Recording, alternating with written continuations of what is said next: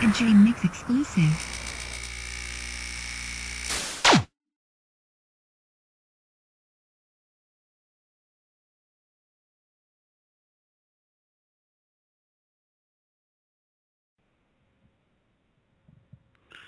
What was the normal working atmosphere at Can-Am Studios? I've been told that there were certain rules that you had to abide by while working at Death Row. Can you explain to us what some of those are or were?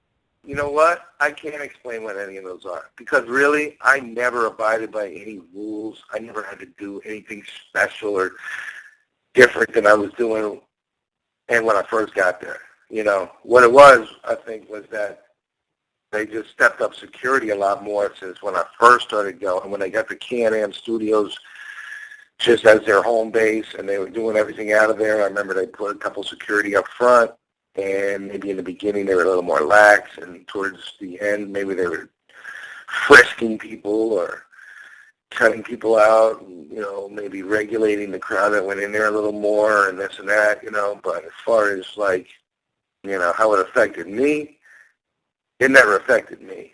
That's what I liked about it. I liked about the whole situation was that I felt real privileged throughout the whole thing. They respected what I did. I never got in any problems with anybody. I never really had any of those rules, this and that. I'd have to deal with that kind of stuff. The one funny rule I remember was when I went into Suge's office.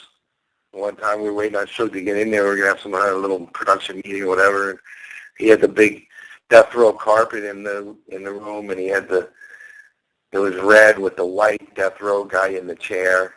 And I just remember everybody saying, "Don't step on that white guy right there," like the middle guy.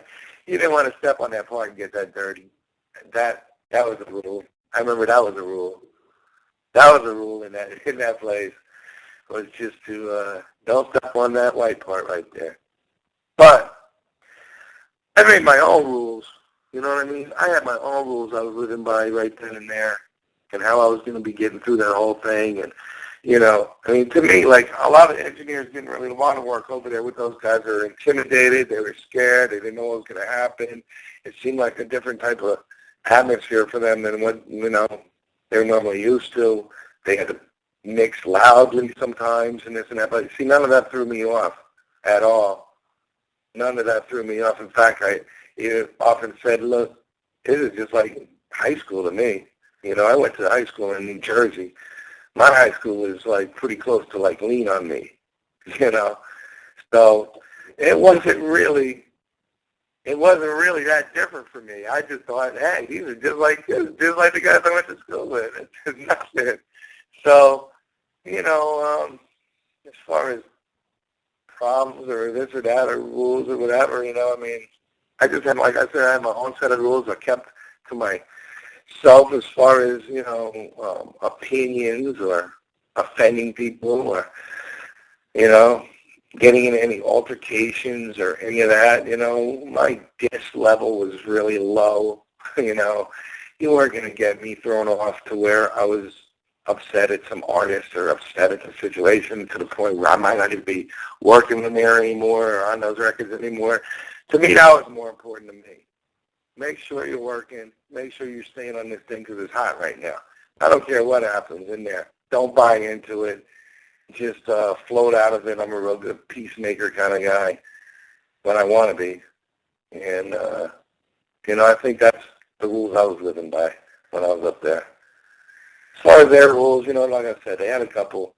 They were frisking everybody. I remember they had this or that. I don't know. What Tommy D say? Tommy D probably came up with some funny ass shit for those rules. I'm sure.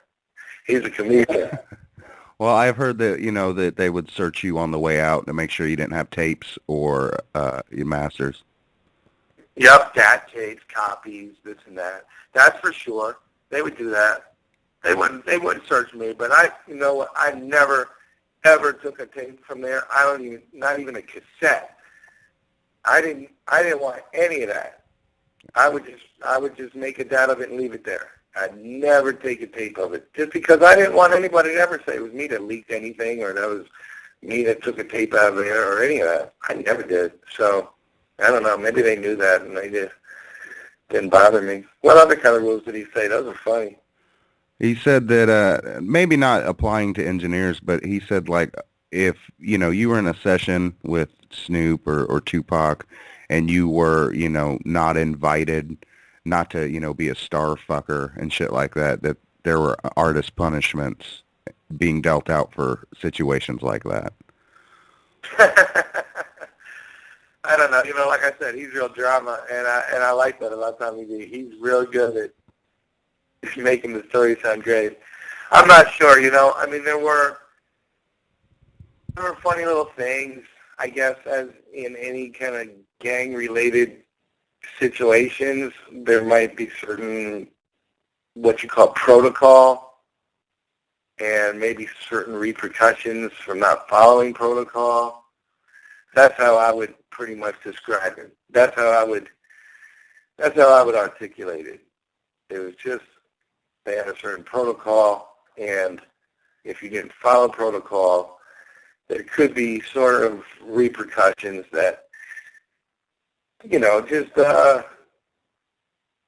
not that you would necessarily physically be just like hurt or whatever, but that could happen. But besides that, you just didn't want, like I said, I wanted to work. I was happy being involved in a great situation, so you just didn't want it to affect your situation at all. I was, humbly, I can't say, I was the top guy over there.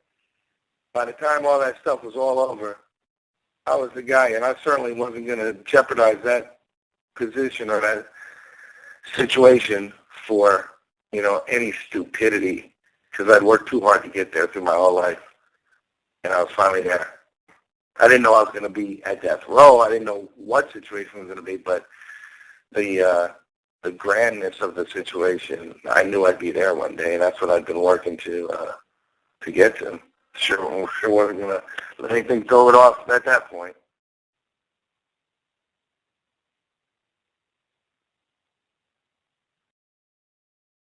This is a Jmix exclusive.